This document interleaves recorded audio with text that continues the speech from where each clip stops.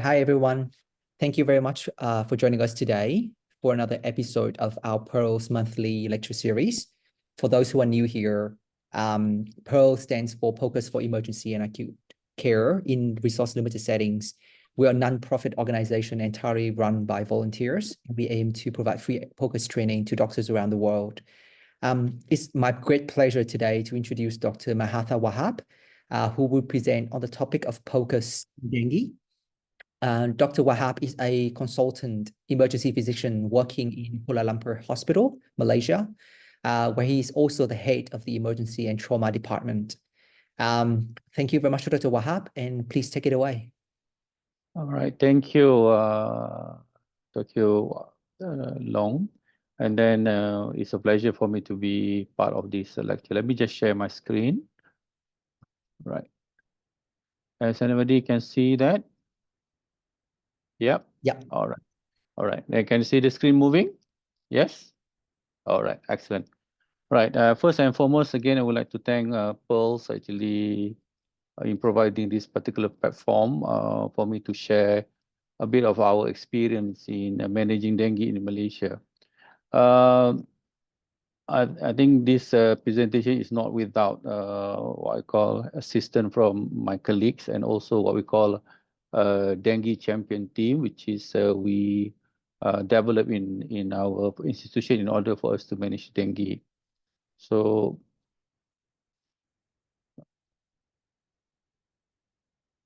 this is where I work at Hospital Kuala Lumpur. This actually is the largest emergency department in Malaysia. We have about 110 patients cubicle and attending about more than 160,000 cases per year. And this hospital actually has more than 2,300 beds actually available for patients, for patient care, so on and so forth. So let's go straight into this afternoon topic, this evening topic, which is about dengue. I want to talk a bit about the basic physiology or pathophysiology in dengue, and what are the various challenges that we need to go through in order for us to manage dengue, and then how does POCUS actually addresses those challenges. And at the end of this particular presentation, I would like to share actually the dengue management algorithm that we developed in Malaysia in order for us actually to manage dengue in our country. So these are the culprits. I think everybody knows this is the dengue aegypti. This has become the vectors, actually has been causing chaos in many parts of the world, and especially in warm temperate or warm climate, especially in Southeast Asia and in South America and in some of the areas of Indian subcontinent as well. So these are the disease burden of those countries actually affected by dengue, which is mainly close to the equator in terms of because of the temperature, climate, so on and so forth. But what about Malaysia? So these are our disease burden over the last 20 years or so. There's ups and downs in terms of the numbers of cases, and dengue actually is based on how good we are in preventing what we call the dengue in terms of controlling the vectors, the sites where actually the vectors actually live in, which is from a clear water, so on and so forth, for them to grow and subsequently actually causing chaos to the country. But if you look carefully, actually over the last 20 years or so, what we can understand from these slides, actually, though that the numbers actually is quite up and down, but what we want to really know, actually, what are the age-adjusted mortality is still within is about 0.56 per 100,000 population. And if you notice closely over in 2020, 2021, actually those numbers actually starts to come down. 2021, actually there's a bit of, I think all of us actually have to face COVID. So there are, surprisingly at that time, the numbers of cases of dengue actually come down as well. I think people doesn't go out, so on and so forth, and some of the development areas where actually the vectors can grow actually is being closed down. So that's the reason why actually during that period there's not many dengue cases what I call being recorded. However, 2022 and 2023, right after post-COVID, so the numbers of cases of dengue start to rise again. So when we talk about dengue per se, our main concern actually we talk about the pathophysiology. The main issues to manage dengue syndrome actually is about the leaks. So this is due to what we call the disruptions of the endothelial glycocalyx. So meaning that in those cases where actually we categorize as a severe dengue, then the leak itself will be very significant, that leading to intravascular volume depletion. So relatively, this patient will be hypovolemic and henceforth leading to inadequate organ perfusion, and coupled with what we call the significant thrombocytopenia, and then there is a high risk for such a patient to develop bleeding as well. So these are the main actually features in dengue pathophysiology. So based on that, actually the WHO categorized of dengue cases based on the three categorization. First one is called probable dengue, or it's a dengue fever. And then the other group, what we call a dengue with a warning sign, where actually the patient came in with a history of dengue, either confirmatory with the various bed of site, what we call point of care test that can be done at the bedside.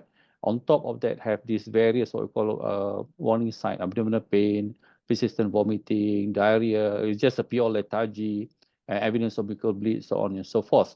And then a group of that patient will subsequently develop into what we call a severe dengue, which is evident by a plasma leakage, hemorrhage, or worst case of all, actually, is severe organ impairment. And over the years, in order for us actually to determine what categorization of dengue cases or dengue syndrome that the patient have, we have very much relied upon history, physical examination, the day of fever, and full blood count, is a basic test, and especially at the hematocrit and the platelet count. And by on top of that, actually for us to clinically to look for any evidence of leaking. So this is the way traditionally actually we manage dengue. With that, what we call a physical assessment or point of care test that we conduct, especially the full blood count, at times there are many cases that we miss out, those cases that we categorize as severe dengue. By the time that we're able to recognize that, actually it's a bit too late for the patient, and they already went into what we call irreversible dengue, with the dengue shock syndrome or decompensated state, which is we try to prevent. So if you look actually for dengue, the whole idea is try to get it right first time for us to manage what sort of volume requirement the patient require. Because if you look at this particular table, there are three main phases of dengue fever, which is the febrile phase, followed by the critical phase, and by the recovery. And during a period of the critical phase, whereby actually there will be drastic reduction of the what we call platelets, and on top of that, will be significant leaks into the third space, henceforth leading to what we call shock and bleeding. So for us actually to recognize either the patient in the febrile phase and the critical phase, we have very much to be dependable on the clinical signs that the patient have and a bit of the laboratory changes that make available to us. And of course, in the places where actually we are limited in resources to get the laboratories results on time, we are very much actually dependable on what we call clinical examination for us to decide either the patient in a febrile phase or in the critical phase. And when that actually become an issue, then the efforts of resuscitation, especially with regards to the fluid requirement, will be very challenging. Because if we actually decide the critical phase too early, then we're going to carry out early fluid resuscitation. Then what tend to happen in the actual phase of shock, actually patient will be deprived for what we call the necessary fluids requirement. But then on the other hand, if we actually recognize the critical phase too late, then patient will develop what we call fluid overload during the recovery phase. So these are the challenges actually we need to face for our patient. That's why it is important actually in clinical practice for us to determine at what phase is the patient in order for us actually to decide what types of intervention that require, especially with regards to the fluids requirement. So on in all, actually, when we talk about dengue management per se, these are the four main challenges that we need to face. First, actually, with the issues of diagnostic dilemma, because all of them actually come in with a fever, with what we call an undifferentiated presentation. And there are many mimickers to fever, not just dengue in this part of the world. There are many others, what we call condition that actually can also mimic dengue. And for example, during the COVID also, they can have a mimic to COVID presentation as well. And secondly, actually, the issues of predicting severity to decide either the patient actually in the dengue fever or dengue fever without the warning sign, or dengue fever with a warning sign, severe dengue, and worst of all, actually, the dengue shock.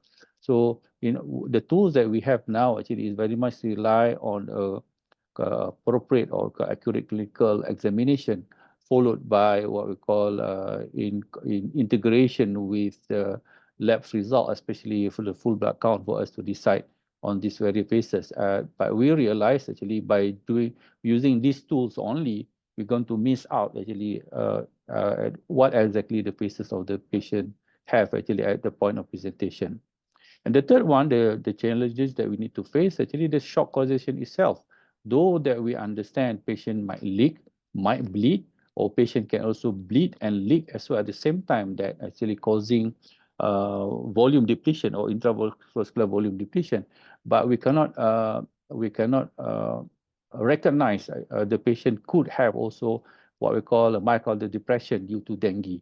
And there are circumstances, there are cases reported as well, because of the significant fluid collection in the third space, especially in the pericardial space, that causing a cardiac tamponade. So this is also another example, which is the shock itself is due to obstructive causation rather than hypovolemic. And also, last but not least, actually the shock causation because of the vasopressin, because of the extreme peripheral vasodilatation that occur to our patient actually at the point of presentation. And last but not least, the challenges that we need to face actually for dengue cases to get it right in terms of how much of fluid, what types of fluid that to give, and how much, when actually is the best time for the fluid to be given to the patient. So these are the four main challenges that all of us actually face actually for us to manage dengue cases. So with POCUS, so how can actually we address these challenges? So we're going to go through one by one about this. First one actually with regards to the diagnostic dilemma.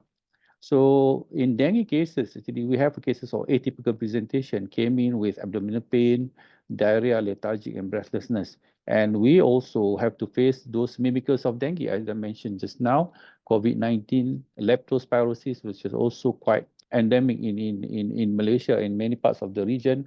And we have also something like Zika fever, chikungunya, and many, many more, which is actually complicates the diagnosis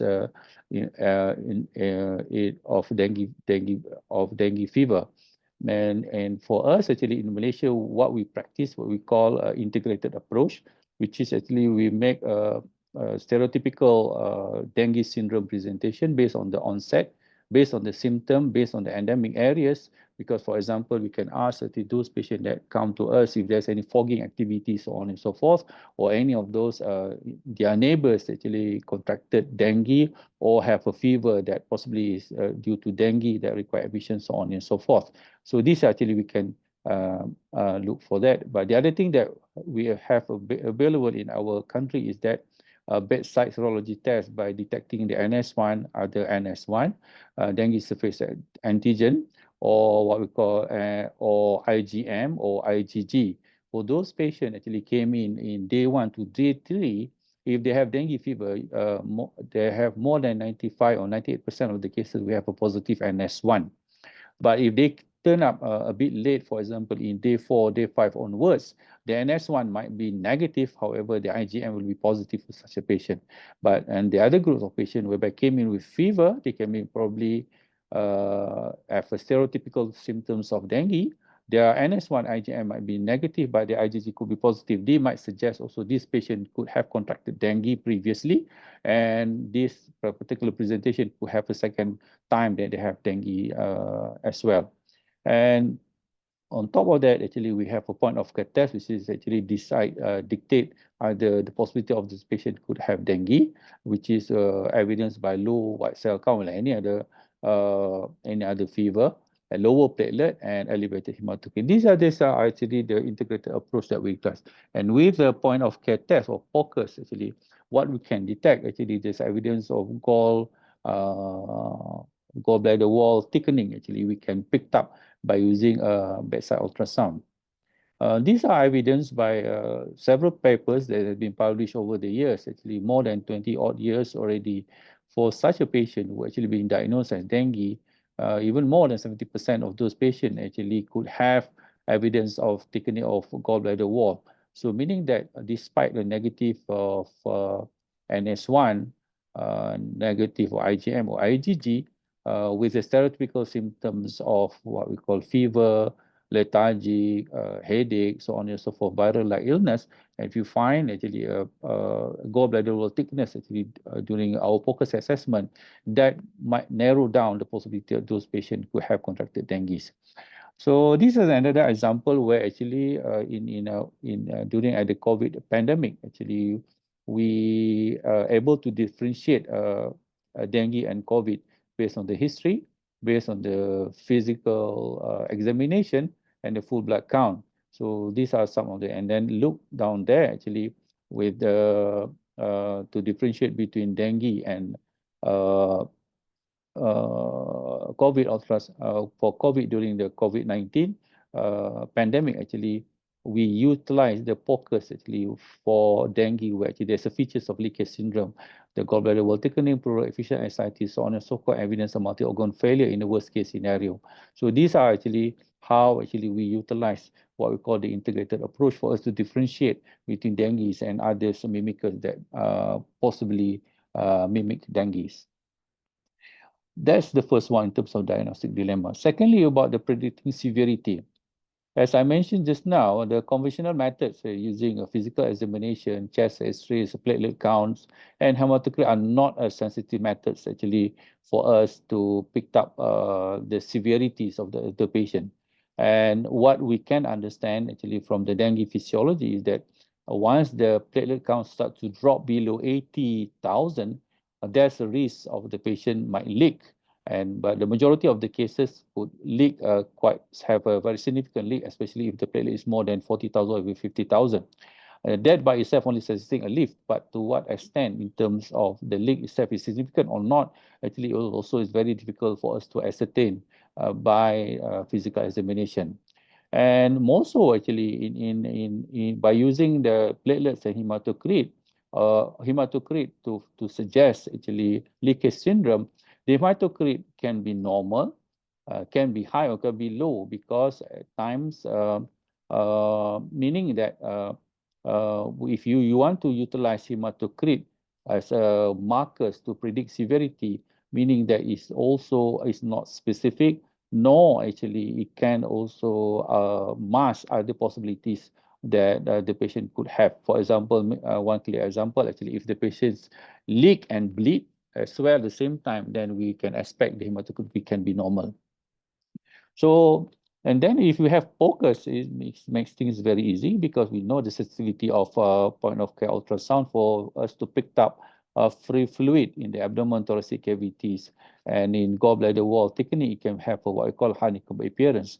I think all of us actually, if working in emergency department or in any institution, commonly we utilize fast or focused sonography in trauma, or now what we call extended focused sonography in trauma or extended fast. So using a similar actually protocol, we can pick up the various areas actually where there will be free fluid collection in the third space.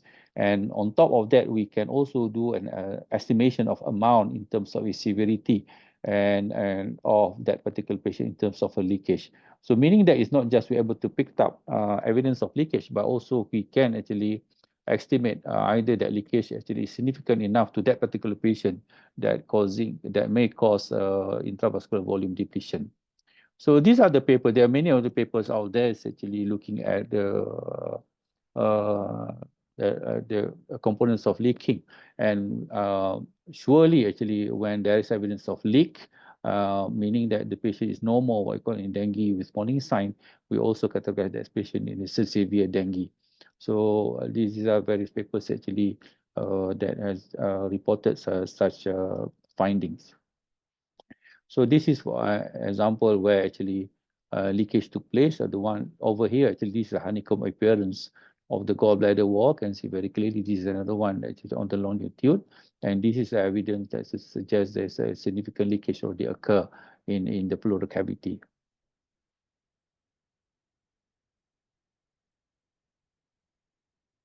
Right. And the third one is a shock causation. I have mentioned just now.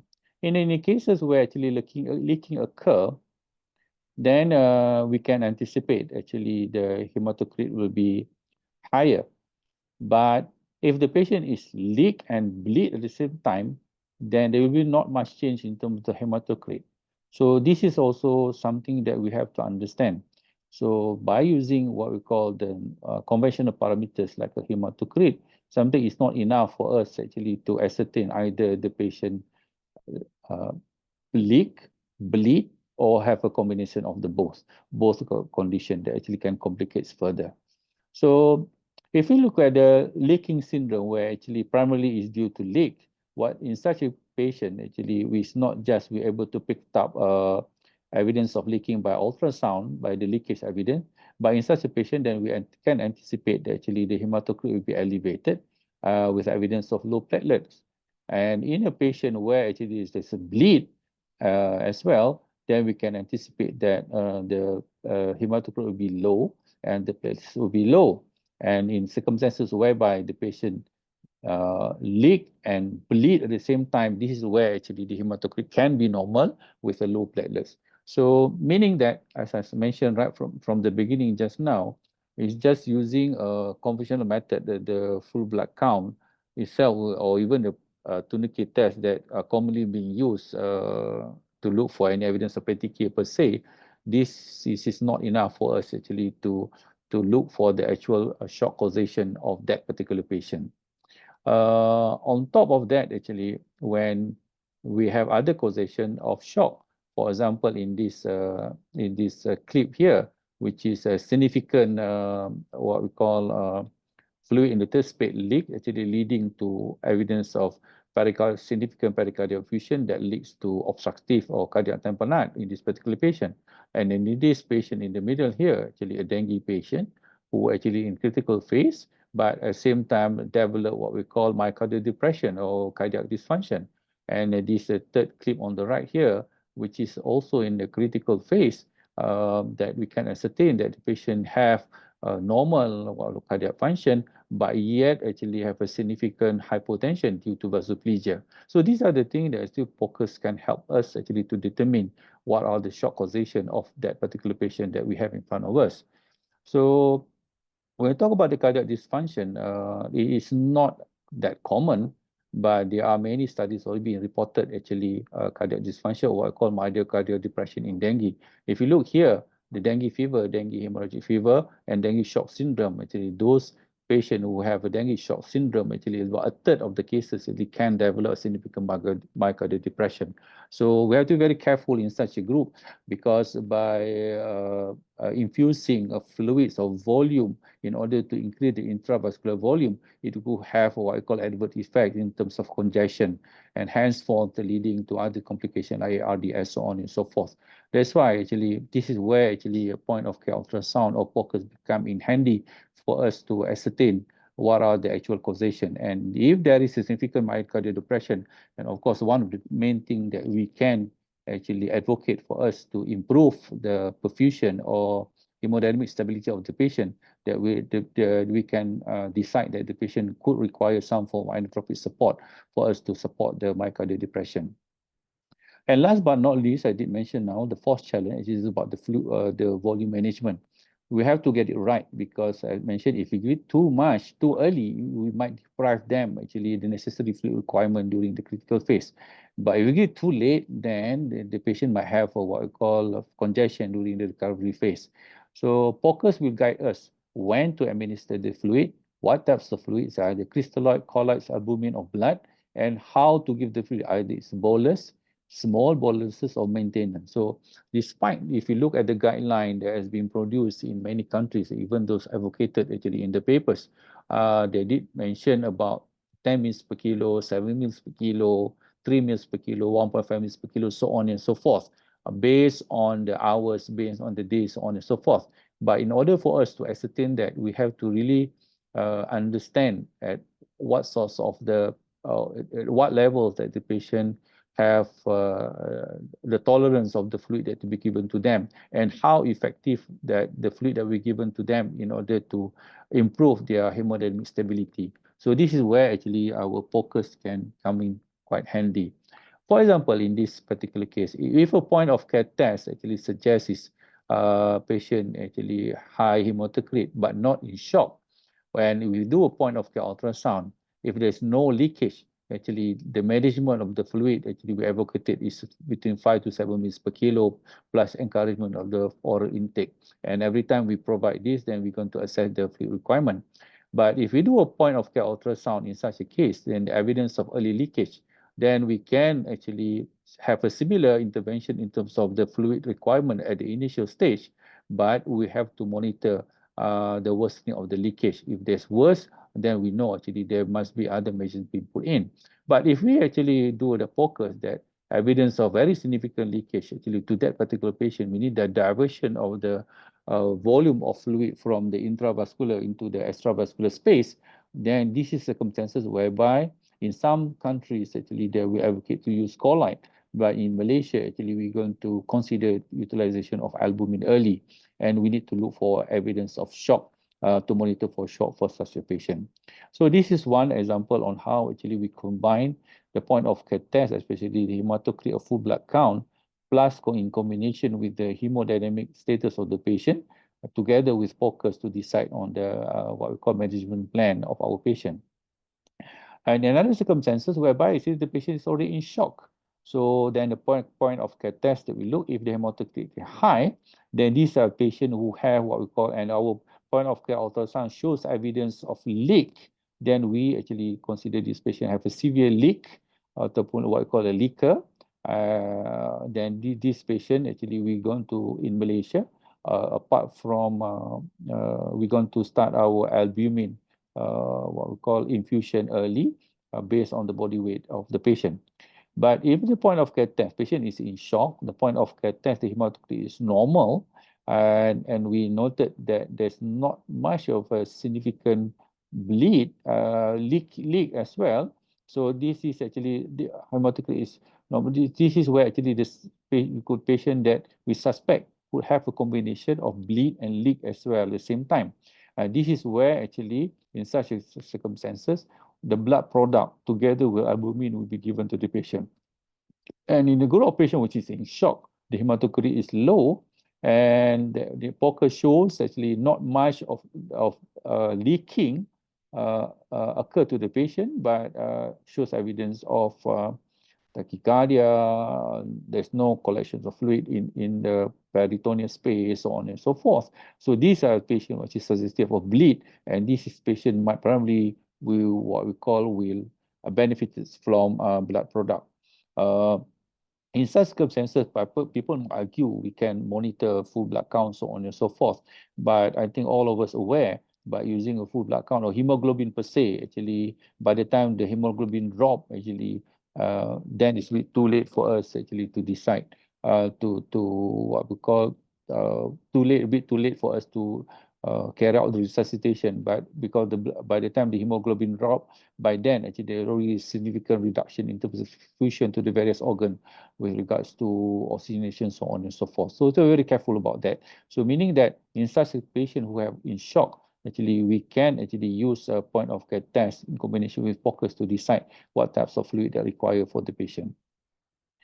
And in the patient who have a what we call refractory shock, despite the adequate volume resuscitation, we need the POCUS can ascertain either what the causation is due to the causation of the shock is due to hypovolemia that due to leak or bleed, or both, or could be other causes. So, for example, if POCUS shows evidence of myocardial depression, then another contributor to the shock is the cardiogenic in nature. This is where actually the inotropic support can be initiated. But if the point of care ultrasound shows evidence of good contractility, so on and so forth, and this is could be vasoplegic, this is where actually the next management plan could be utilization of the vasopressors such as noradrenaline. And if our point of care ultrasound shows evidence of a form of obstruction due to the leak itself to the heart that causing obstructive shock, this is where actually in circumstances that we require decompression for such a patient. So meaning that if we combine the point of care test and point of care ultrasound here in shock and refractory shock, we can more or less actually in majority of the cases to decide what are the actual etiology, either a singular etiology due to hypovolemia or more than one etiology that causing the shock to that particular patient. So all in all, actually, we talk about dengue in terms of what we call assessing the fluid requirement for the patient. Of course, these are the method that we utilize actually for the volume depletion. I think all of us know by clinical or physical examination, we can do this as well. Look at the IVCs, look at the what we call left ventricular and diastolic area, or if we can't do that, we can do a passive leg rising test. Then we can look either the patient can be fluid responsive. We look at the lung, it's pretty good. Then we know the tolerance is good. Then we can actually administer the fluid accordingly. But if the fluid patient is fluid non-responsive, then we have to screen. Either the patient is due to bleeding, or due to leaking, or due to myocardial depression, or due to vasoplegia or tamponade itself. So this actually algorithm then subsequently followed by the necessary intervention. This actually slides actually summarize the prior slides that mention of the every possibility that the patient could have actually in combination with point of care test and point of care ultrasound as well. Right. So in determining actually the dengue phases just now, actually I mentioned, meaning that we can see now actually by if you put actually based on the day of illness and in combination with point of care ultrasound, POCUS and hemodynamic assessment, we can actually ascertain that the patient could have in the febrile phase, if the NS1 could be positive or even negative, the gallbladder wall thickness is less than 3 mm. There's no evidence of leakage and no evidence of organ dysfunction. And the patient, we can predict that the patient, we can determine that the patient could be in the critical phase of dengue if the positivity of NS1, there's evidence of gallbladder wall thickness is more than 3 mm, evidence of leaking, worst case scenario in evidence of organ dysfunction, and there's evidence of hemodynamic instability.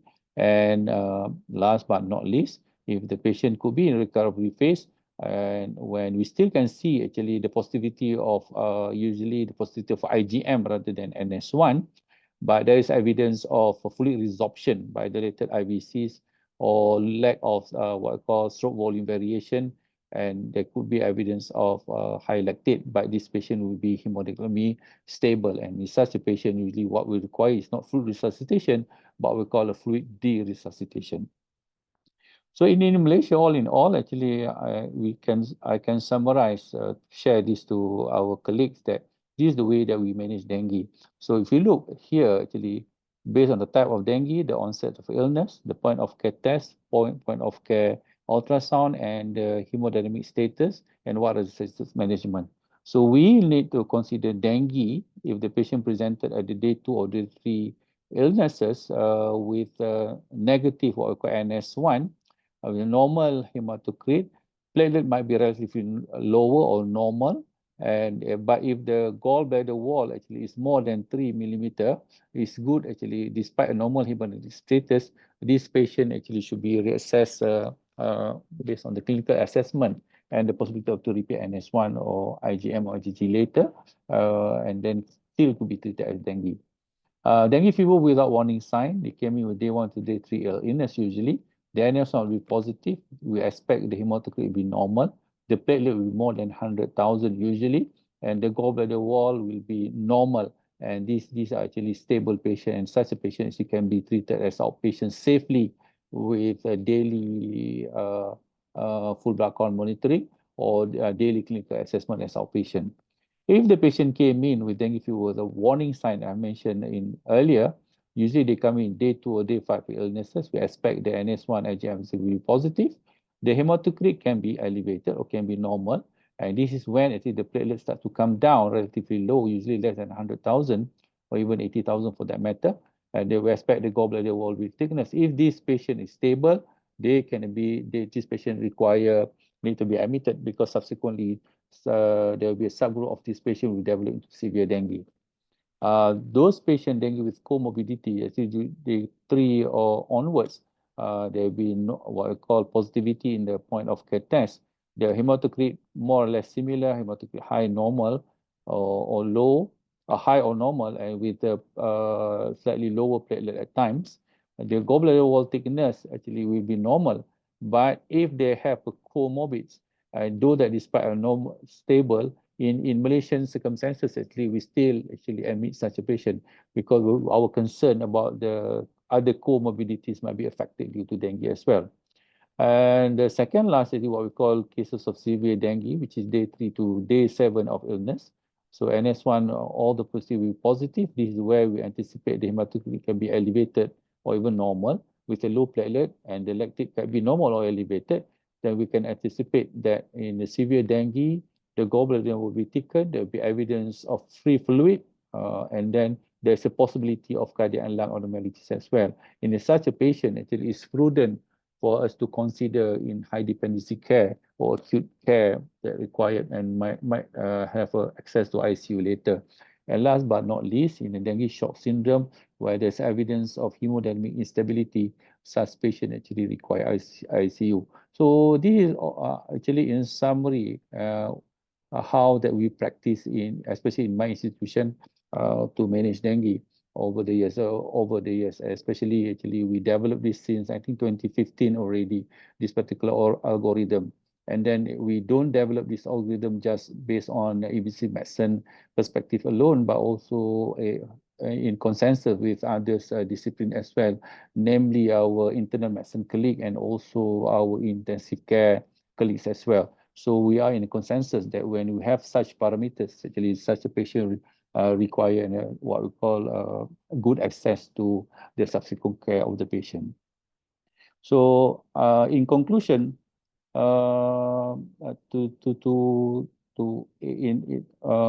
summarize, POCUS in dengue, what actually we advocate here, actually the integrated approach in dengue. And then I already explained in brief, actually, the role of POCUS as a vital adjunct to physical examination and point of care test. So POCUS actually can help us in making the diagnosis. Definitely can help us actually in determine the phases of dengue illness. And surely actually we look into the various to predict the severity of dengue, and can look into the what we call the shock causation apart from the hypovolemia as what is the causation of shock, or even patient who had a respiratory shock. And one of the most important actually, the point of care ultrasound actually assists us actually to decide on the methods of fluid resuscitation and intervention in order to assess the state of the patient, either they are depleted and to what extent actually their tolerance to the fluid that required to be given to them. I think that's all from me. I do hope that this will share a bit of information to all of you here in this particular audience, and I'm more